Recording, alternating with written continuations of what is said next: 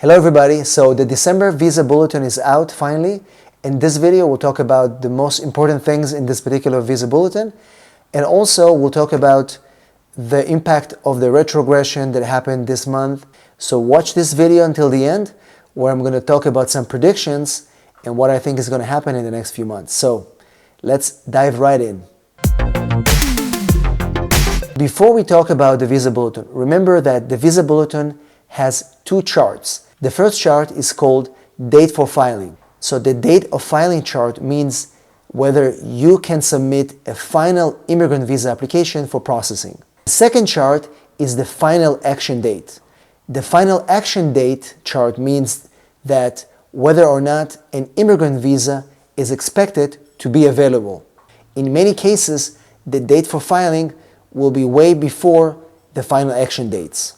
This is usually what we see in most of our visa bulletins. What this means is that many immigrants will be able to file their applications, but it's going to be months and months before the government is actually able to finally approve their case. And therefore, to solve the issue with the backlogs, we have those two charts. The first chart, the date of filing, determines whether you can actually file an application. So if you're in the US and you want to be able to file for an adjustment of status, you can actually file for an adjustment of status and you don't have to wait for the visa number to be actually available. And the second chart, the final action dates, will determine when an actual visa will be available and you'll be able to get your green card.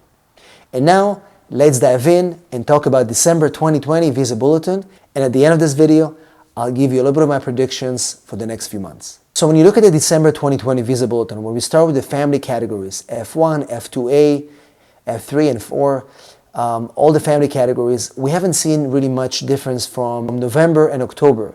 Pretty much numbers really didn't move much. And the reason is because of COVID-19, the backlogs at the embassies. We really don't see too many family petitions being issued right now. There are severe backlogs, and it really kind of shows when we look at the Visa Bulletin to see that on the family side, we really see zero movement.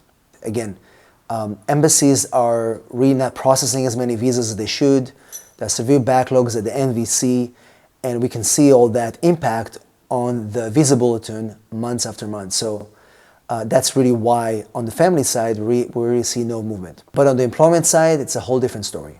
So let's start with the EB1 first preference employment. So if you look at the final action chart first, EB1 China and India advanced to April 1st, 2019. If you look at the dates for filing chart, the cutoff date moves to November 1st, 2020 for both India and China. EB1 remains current for all other countries. Let's move to EB2 category. EB2 India advances to October 1st, 2009 on the final action chart, and EB2 China moves to May 1st, 2016 on the final action chart. EB2 otherwise remains current for all other countries. On the dates for filing chart, EB3 India remains at May 15, 2011, and EB3 China keeps the date of October 1st, 2016. As you can see, EB2 does not really show too much movement from November Visa Bulletin. Let's jump into the EB3 category. EB3 India moves to March 15, 2010 on the final action chart, but on the dates for filing, this is the big one, EB3 India retrogresses by a full year to January 1st, 2014. So as you can see, this is the first signs of retrogression in the Visa Bulletin for December 2020, and I'll talk in a few minutes about what it means for our future bulletins and what it means for 2021. But we kind of expected retrogression. I didn't expect it to be so soon, but it's coming, and we're gonna see more of it. For China, the cutoff date moves to November 1st, 2017 on the final action chart and remains completely unchanged on the dates for filing.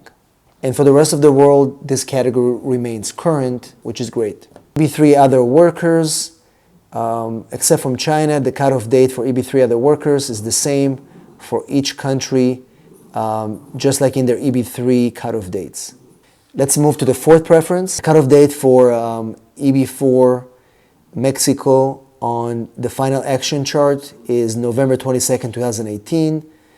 And for El Salvador, Guatemala, and Honduras, it's moving to February 1st, 2018 on the final action chart, and May 1st, 2018 on the dates of filing chart. Remains current for all other countries. And finally, let's talk about the EB5. For EB5, the only advance we have is EB5 Vietnam, which moves to September 1st, 2017 on the final action chart. For those of you that are inside the United States and you follow the USCIS Visa Bulletin, they said that they'll continue to accept the dates of filing chart just like in the past few months. So let's talk about predictions. What I think is going to happen again, we don't see the embassies doing too much movement in the next 6 months anyway. So there may be probably a slower adjustment as we get to the end of the year, after Christmas, the New Year's. With the new administration coming into place, we should see more movement towards adjudication as opposed to enforcement, and that will help a lot of the embassies to reopen and start processing visas for adjudication. We do definitely going to see more retrogression coming, probably in the EB3 and maybe even EB2 categories for sensitive countries like China and India. We're probably going to see more of that. And we may even see some of that in the family categories too. But I think the biggest worry is that retrogression is coming. We've been lucky for the past several months not to see it, but I think it's just inevitable. But until family visas are going to start resuming regular processing, we're definitely going to see those imbalances. And so it's important to keep an eye on this. And of course, I'll keep you updated.